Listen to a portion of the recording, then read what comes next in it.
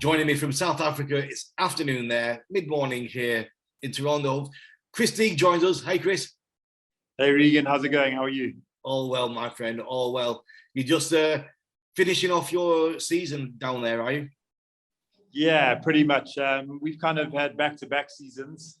We, as a family last year, we took some time off from the real world and did a season in Europe for the summer. And then as weather started changing in Spain, we made our way back to South Africa. So this is our first winter in 2 years, which is a little depressing.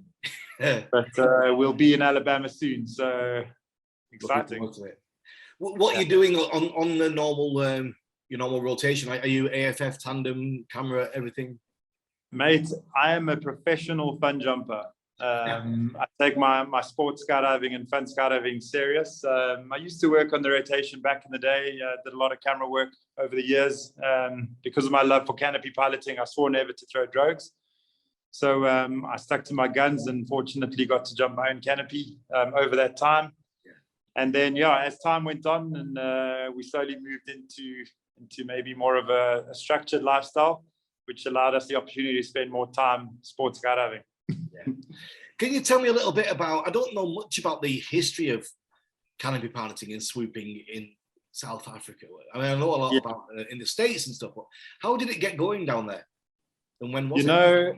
Yeah, I guess, I mean, I'm guessing like a lot of countries, we were getting these secondhand magazines back in the day from the States. Yeah.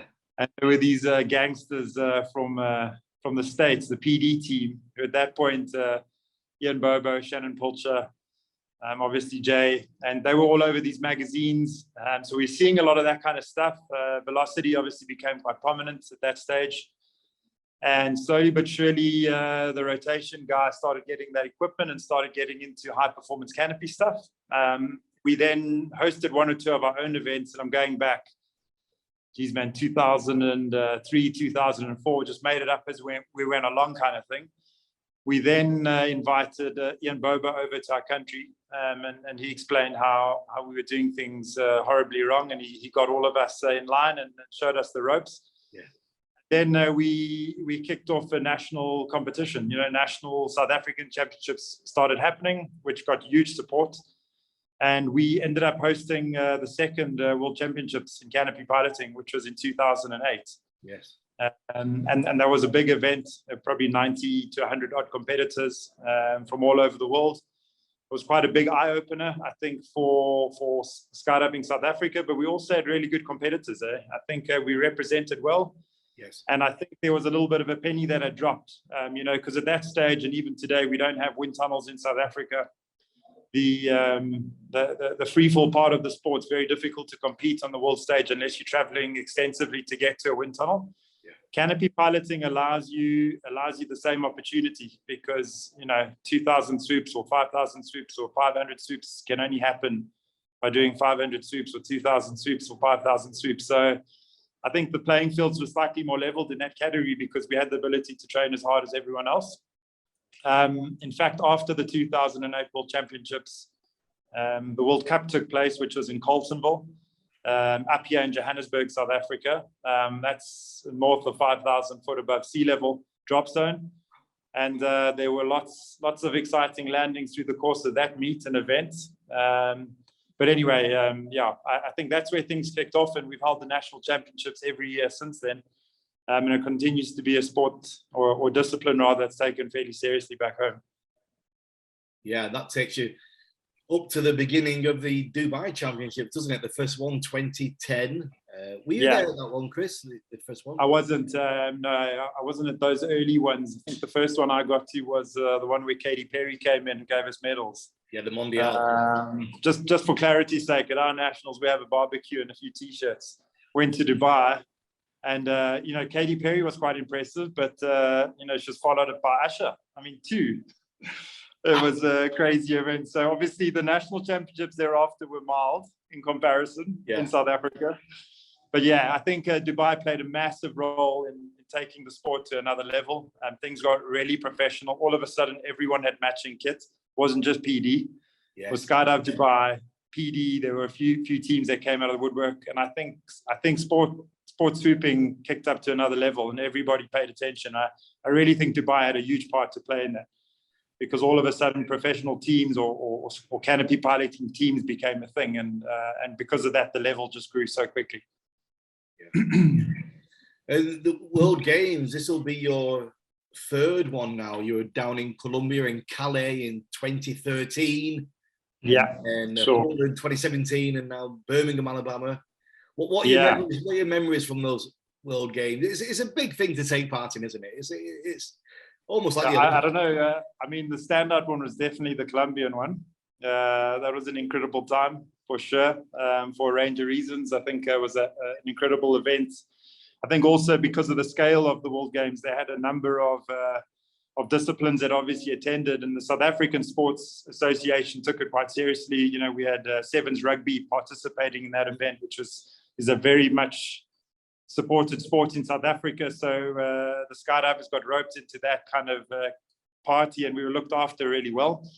And very, very hospitable people, man. It was an incredible event. It was very well put together, lots of fun.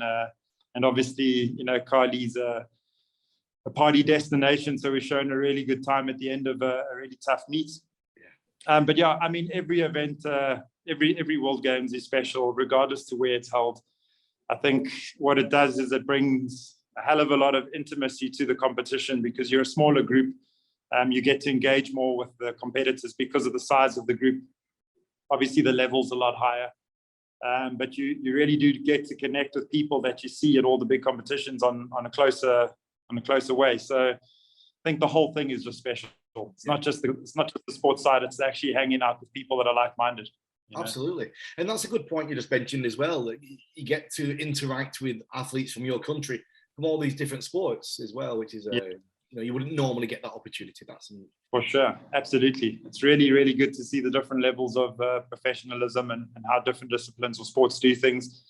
And obviously nice to get behind your countrymen in an event like this, especially when you're playing rugby. Yeah. So this World Games, it's going to be a slightly different game, different rules. Yeah. With the, sure. Absolutely. Speed. I'm kind of torn between two trains of thought. I find it very challenging, and I think it'll bring the best out in canopy pilots at this event. It's not something that has been done a lot of, so there's not been a lot of extensive events held like this. So in one way, I think it levels the playing field significantly. You've also got different types of equipment and gear, which becomes a bit more difficult to utilize at this event, when looking at different harness setups. So I think from that perspective, I think that guys are reduced down to a certain level, and obviously the top performers will maximize that position regardless, because there's some incredible athletes out there. And on the other hand, I'm a little bit of a purist. I like the caveman style of distance, and I like the caveman style of speed. Yes. But that doesn't mean I'm not up for the challenge. I think it brings a unique element to things, and yeah, we all have to play at the same rules. So I'm quite excited to see the outcome of that, with limited amount of time to prepare. It's true. I mean, I was speaking to Armando Fataruso, and he was saying, he's really excited for it, because as a canopy pilot, he likes to have a different challenge, and try something new, But then Cornelia, and I'm sure Cedric will agree as well, they're a little bit gutted, because that's their distance is their thing, and it's almost going in handicap. So it's an interesting game, isn't it? Like you say, a leveling game. What harness are you going to be using, Chris? What are you going to be jumping? Yeah, I'll be jumping a traditional setup. I jump a Micron V3, incredible harness. I think most people, to be fair, I think a lot of the top harnesses today are incredible. Micron just comes with a hell of a lot of heritage. I've also elected to, because of the type of skydiving I do, I focus a lot on free flying. I spend a lot of time free flying. It's a big passion of mine, and I'm often in that setup. So for me to balance canopy piloting and free flying, I find that I get more consistency using the same setup than chopping and changing between such an extreme setup. I do think that that the mutant is the way forward, and it's pushing the disciplines and the sport to a whole new level. And I'm excited to see the net widening. You see more people. I'm watching all the social media and the amount of top athletes I see training these harnesses. I'm excited to see the results, to see what really happens. for me to see someone like Kurt or Nick on a mutant harness, I mean, quite frankly, I don't think Nick even needs a mutant harness. I think, he looks like he's in a mutant harness half the time. So really excited to see how that kind of pans out. And obviously you've got the hardworking, highly talented Kurt who's going to put 150% effort into training that kind of setup. So yeah, I look forward to the results. I'm not sure how much of that we're going to see at this event, that kind of setup. So I'm not sure what guys are planning, but over time, we're going to see the real result of that. Yeah, it's going to be an interesting time. Well, Chris, great to catch up with you and have a little chat. And I'm very much looking forward to seeing you down in Birmingham, Alabama in 30 days or something like that. Cannot wait. Very excited. I look forward to it, Regan. See you there. Thanks very much for joining us, Chris. Bye-bye. No problem. Bye-bye.